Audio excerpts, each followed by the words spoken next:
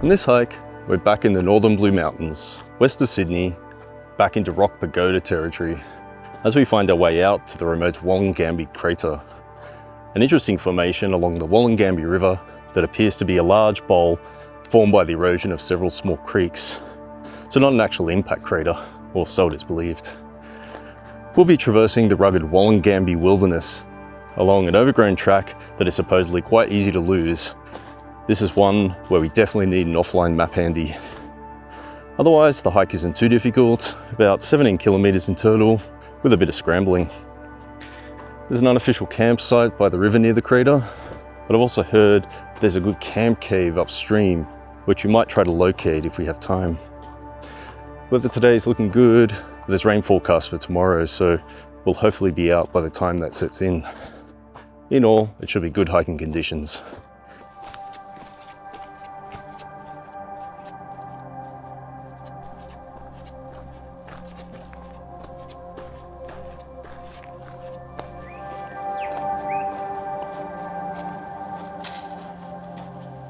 On this hike, we're looking at a seemingly innocuous book that came out in 2009, just 1 year after the 2008 financial crisis.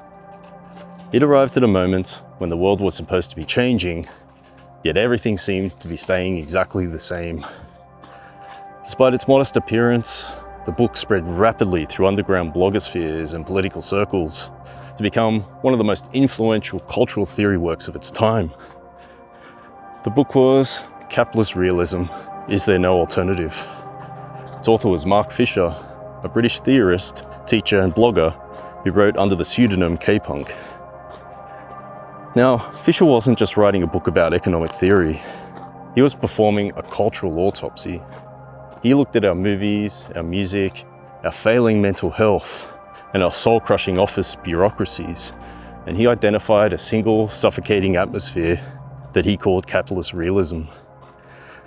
Fisher's life and work were inextricably linked. He was a man who felt the vague malaise of modern life more deeply than most, struggling with bouts of depression that he refused to see as a personal flaw, but rather a symptom of a world that had cancelled the future. Though he tragically passed away in 2017, his work has only become more prophetic. To read Fisher today is to realize that we are all living in the world he diagnosed, a world where it feels easier to imagine the end of the world than the end of capitalism.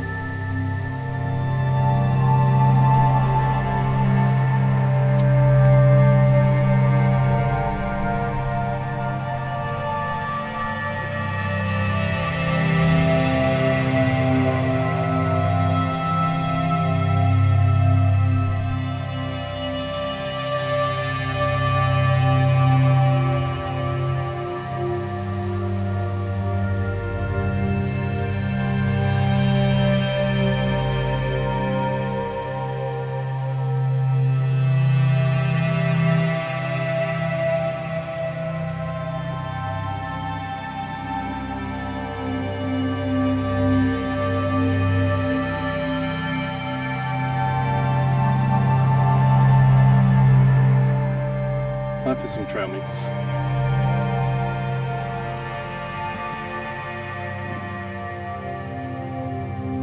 Fisher defines capitalist realism not as a political preference or ideology, but as a pervasive atmosphere. It's the ever-present belief that there is only one viable political and economic system, and that it is even impossible to imagine a coherent alternative to it. As Fisher famously notes, it's easier to imagine the end of the world than the end of capitalism. Our postmodernist capitalism occupies the horizon of the thinkable. While we can visualize a global catastrophe because it fits within our cinematic consumerist framework, we cannot visualize a change in our economic relations because we've been conditioned to see them as completely natural. He writes, "When it actually arrives, capitalism brings with it a massive desacralization of culture. It is a system which is no longer governed by any transcendent law. On the contrary, it dismantles all such codes, only to reinstall them on an ad hoc basis. The limits of capitalism are not fixed by fiat, but defined and redefined pragmatically and improvisationally.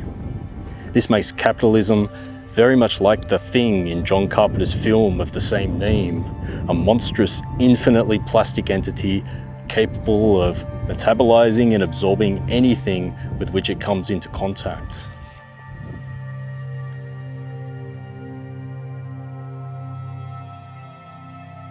It is this fluidity that allows the system to neutralize all opposition. It does not crush counterculture, it metabolizes it. Rebellion is stripped of its revolutionary potential and repackaged as a product. Whether it is a Che Guevara t-shirt or a Guy Fawkes mask, this is a process known as sociological recuperation. At the same time, it strips away all sacred and traditional values, replacing them with a single metric, exchange value. Old traditions are dismantled, only to be reinstalled as retro aesthetics or pastiche, whatever is most profitable. You can pivot from conservative values to progressive values overnight if it helps the market continue to function. The result of this infinite absorption and instability is a state that Fisher calls reflexive impotence. Because there appears to be no outside to the system, every attempt to rebel feels like it is simply providing more fuel for the machine. This realization creates a deep ambient exhaustion, where we know the system is destructive, but we're unable to imagine a way out. According to Fisher, this vague malaise permeates all aspects of modern life. Ultimately, this is the paradox of capitalist realism.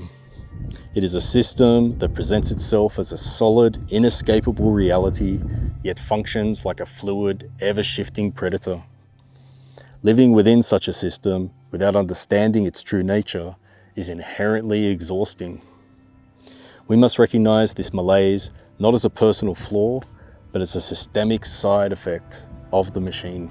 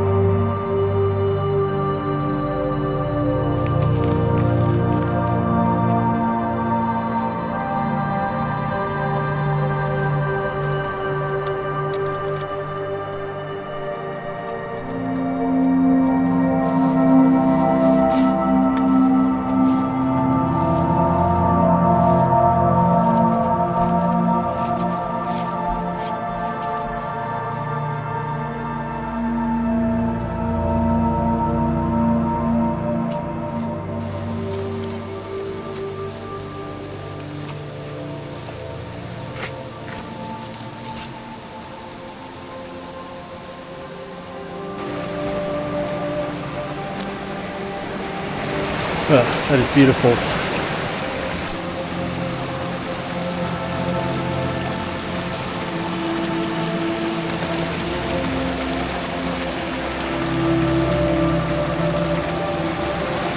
Yeah, that's the swimming hole.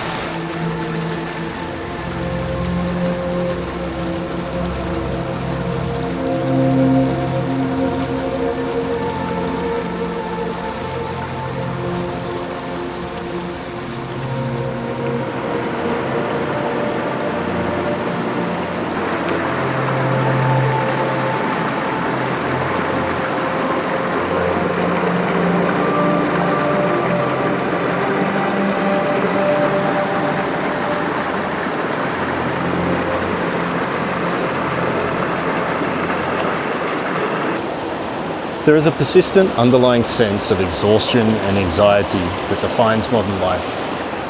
There's not a sharp, identifiable pain, but rather a low-level background noise, a feeling that something is fundamentally wrong, yet there is no language to describe it or power to change it. This is what Mark Fisher refers to as the vague malaise. Despite having access to material comforts and technology, we have an ambient feeling that while things might be functioning correctly, the social and cultural landscape feels stagnant, empty, and strangely oppressive. It feels vague precisely because it is baked into the structure of everyday life. It isn't a crisis that can be solved from within. It is the atmosphere of the room. And the only available logic is the logic of the market. Any feeling that doesn't fit into a productive or consumerist box is pushed to the margins as a formless, nameless dissatisfaction. To understand this malaise, Fisher points to the film Children and Men. In the film, the world hasn't ended. People still go to work and buy coffee, but the human race has become infertile. No more children are being born. Fisher argues that this is the perfect metaphor for our current cultural condition. We are experiencing a slow cancellation of the future. Just as the characters in the film are the last of their kind, we live in a time where people, especially the young, no longer have a stake in the world. If we cannot own a home, find stability because we're stuck doing gig work, if we don't have the confidence to start a family, then we have no investment in the future of the system. Where previous generations had a map of the future, they'd finish school, get a secure job, buy a home, and see your standard of living improve. This sense of linear time is no longer present today. Instead, people are just treading water in a permanent present. Fisher argues that this leads to cultural stagnation. We live in a culture that seems to have lost the ability to produce anything genuinely new.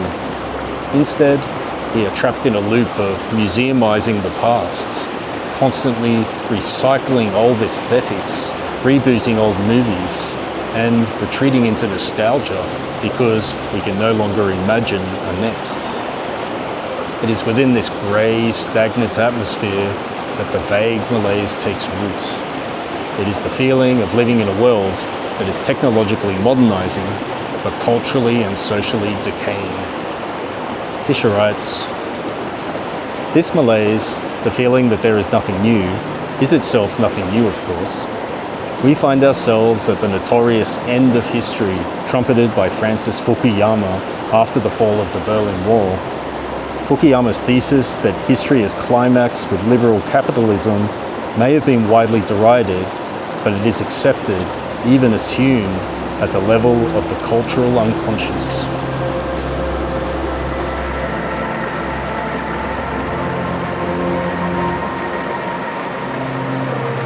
Fisher argued that nobody embodied the vague malaise more painfully than Kurt Cobain of Nirvana. To Fisher, Cobain's dreadful lassitude and objectless rage wasn't just a personal struggle, it was the voice of a generation that realized they had come after history. Cobain's tragedy was the realization that in a world of capitalist realism, even your rebellion is pre-scripted. He knew that nothing runs better on MTV than a protest against MTV. He understood But the moment he stepped onto the stage to scream against the system, he became part of the machine. Fisher writes, "The impasse that paralysed Cobain is precisely postmodern culture in general.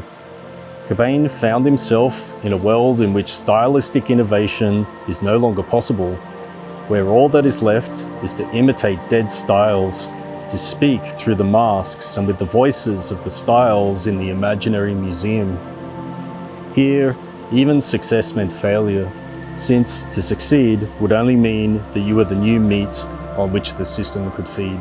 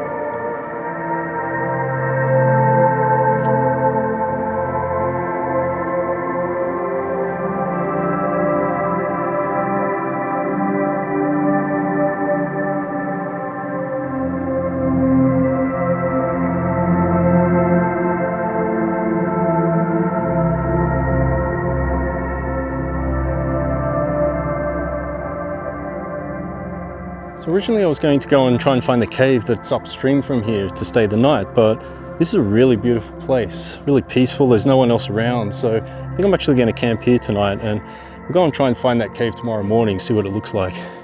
This is really nice.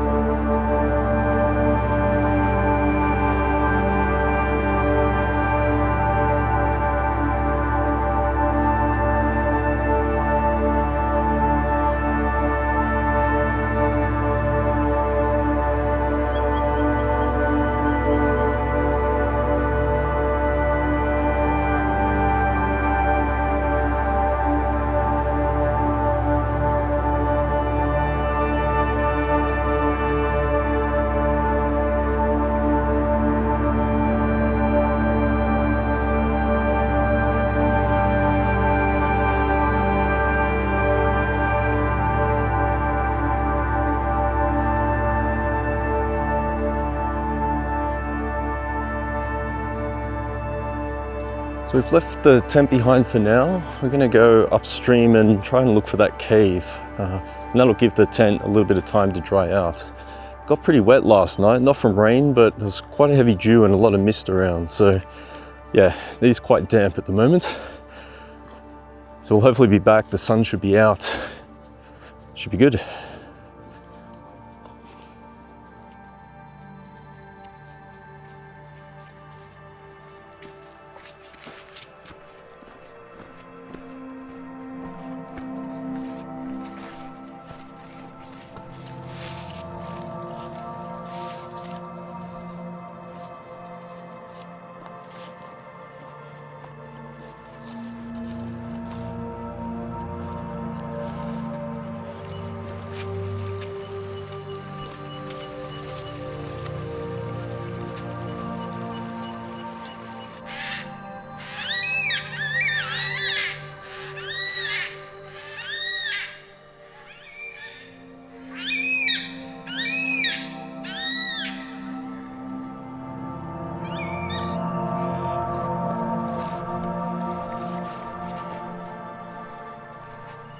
Looks like someone set up a little campsite here.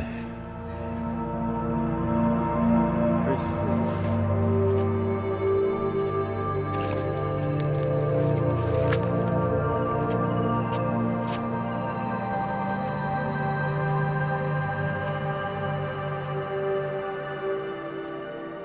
There's lots of potential cave sites along here, so it's just a matter of finding it, I think.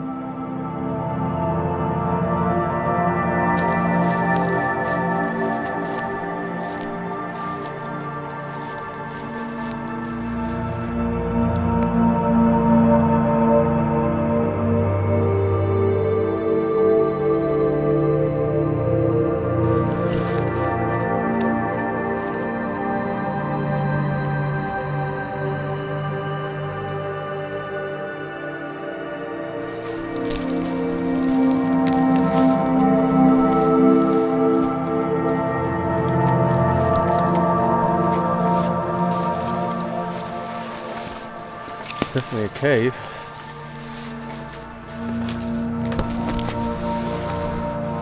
Oh wow, look at that.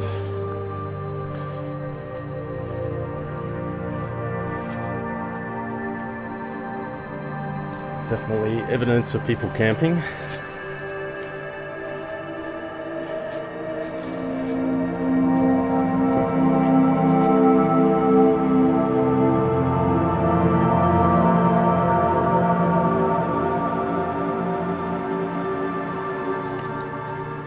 Look how close to the river we are.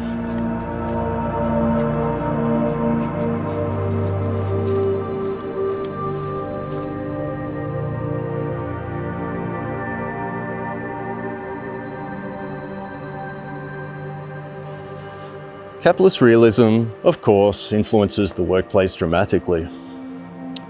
To illustrate this, Fisher points to the satirical comedy Office Space, a film following Peter Gibbons, an IT worker at a company called Intertech, who is hounded by 8 different bosses over a single missing cover sheet on his infamous TPS report. Across the street, a waitress named Joanna is reprimanded because her flair, the decorative pins on her uniform, don't sufficiently demonstrate her enthusiasm.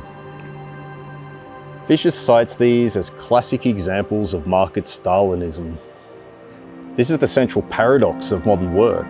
We are told that the free market is a paragon of efficiency that cuts through red tape, yet our professional lives are more buried in bureaucracy than ever before.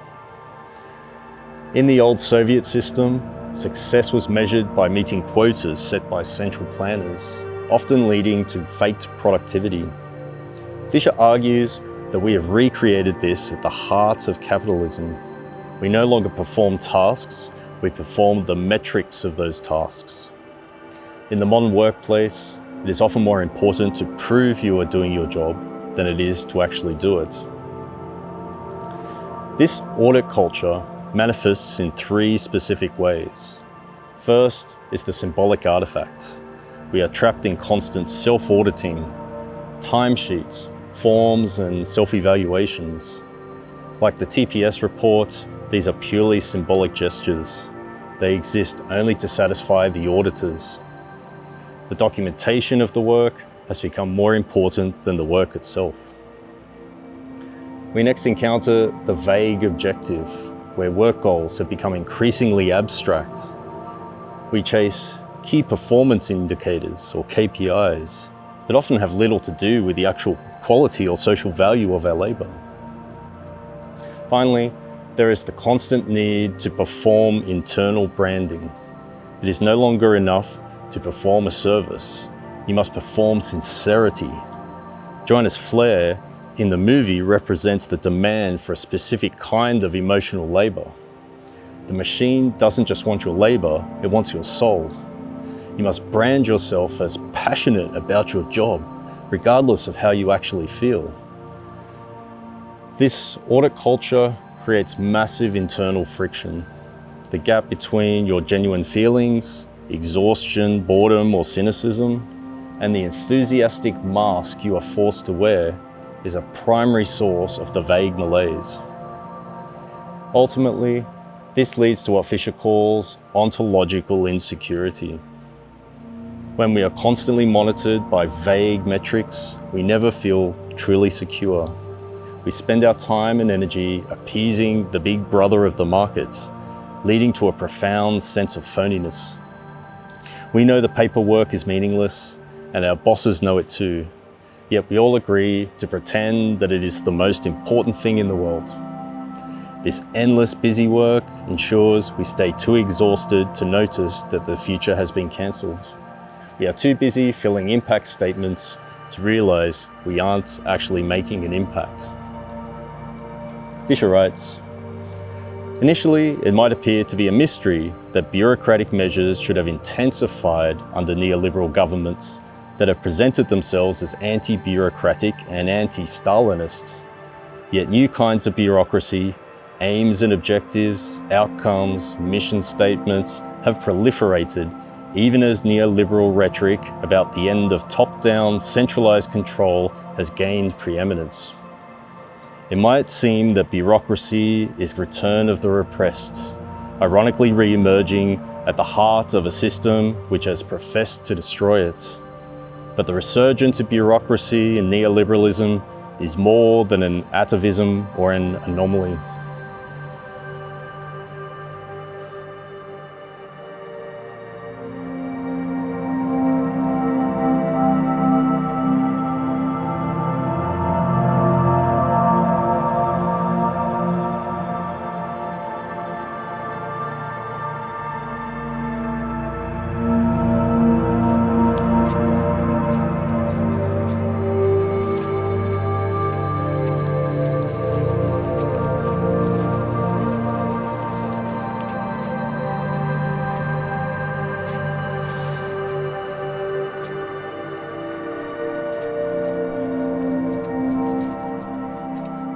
So we're back at camp.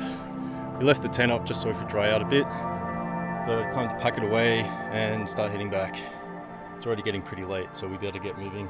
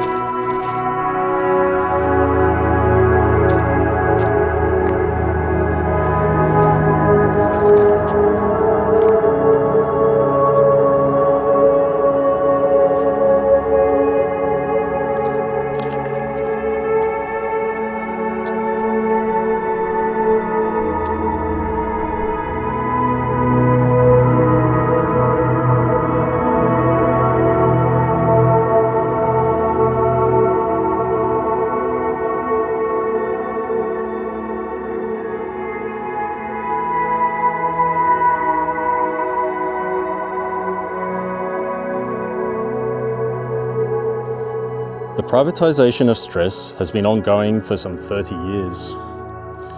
It is necessary to reframe the growing problem of mental health.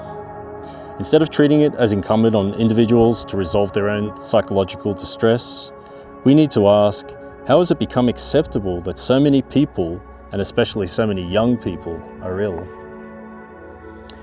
Depression is perhaps the most poignant and vital part of Fisher's work. He didn't just analyse depression as an academic observer, he lived it, struggled with it, and ultimately succumbed to it at the age of 48. Fisher identified a phenomenon he called the privatisation of stress. In a capitalist realist society, if you are depressed or anxious, you are told that the problem is purely internal, a chemical imbalance in your brain or a failure of your personal resilience. Importantly, Fisher isn't denying biology. He is arguing that biology reacts to the world. If you are living in a grey environment where the future is cancelled and your time is consumed by market Stalinism, depression isn't a glitch. It is a rational reaction to an irrational system. But because the problem is framed as personal, the only solutions offered are individual ones: therapy, antidepressants, or self-help apps. While these can be life-saving, Fisher argues that they often act as a medical bandage on a wound caused by the environment itself. By privatising stress, the system ensures that we don't look at our neighbours and realise they are suffering from the same vague malaise. If we're all suffering alone, we cannot organise together. For Fisher, depression is the ultimate expression of reflexive impotence. It is the feeling that nothing can be done, not just politically, but personally. By naming this as a systemic issue, Fisher wanted to give people a way out of the guilt of being ill. He believed that recognising our misery as a collective grievance was the first step towards reclaiming our agency. Fisher writes, "Depression is endemic. This pathologization already forecloses any possibility of politicization.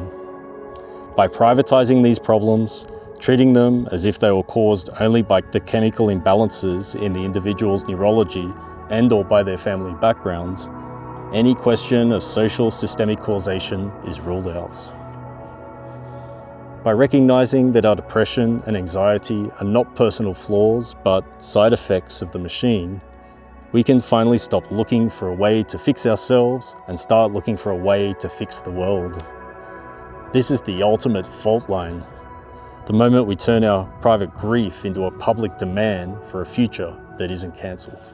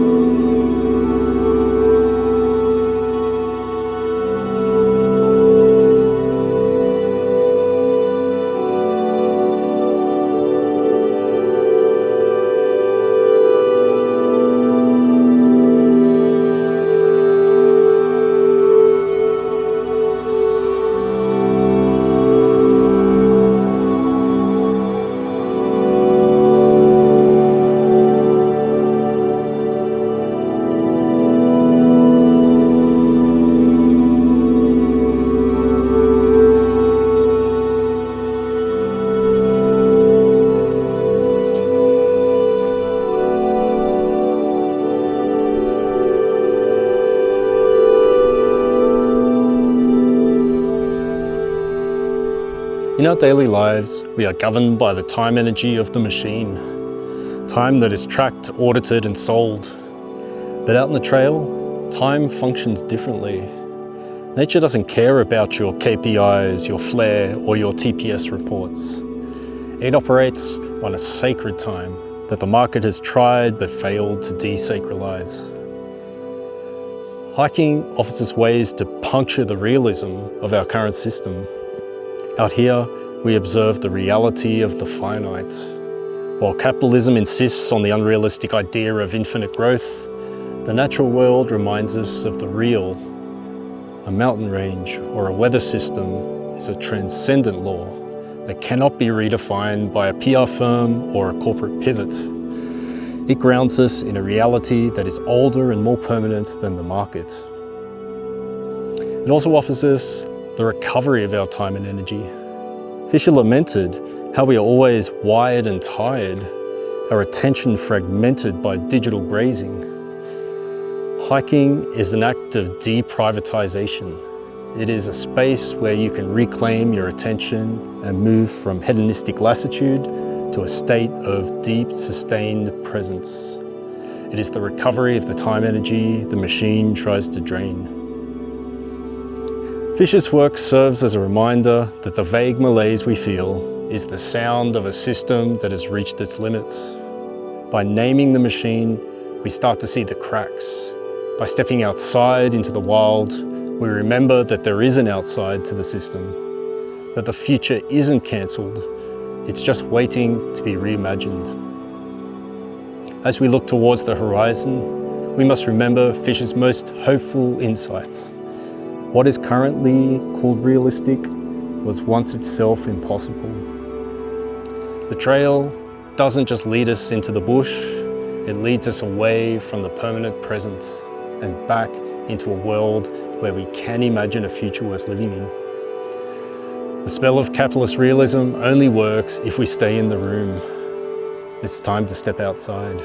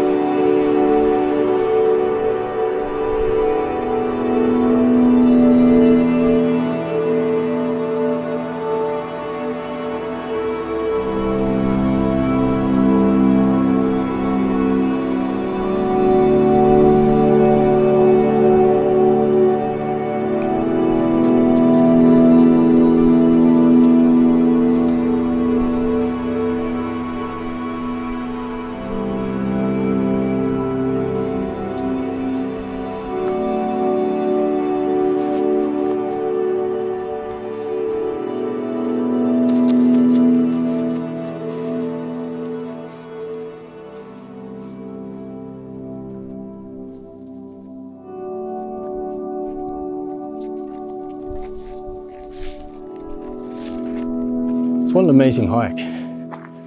Wollangambe Crater is a great place to camp. It's not quite Gooch's crater with its sandstone cliffs, but it has its own beauty, a certain majestic calmness.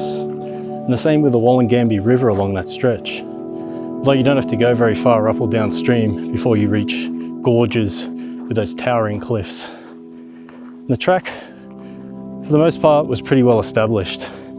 There were a few places where it was easy to get lost, and I did so on a couple of occasions, needed to use the map to find my way. But in general, it's pretty easy going, although there is some distance to it. So this is a great overnighter. Highly recommend this one, and I'm really keen to get back and try camping in that cave we found. That was a great spot.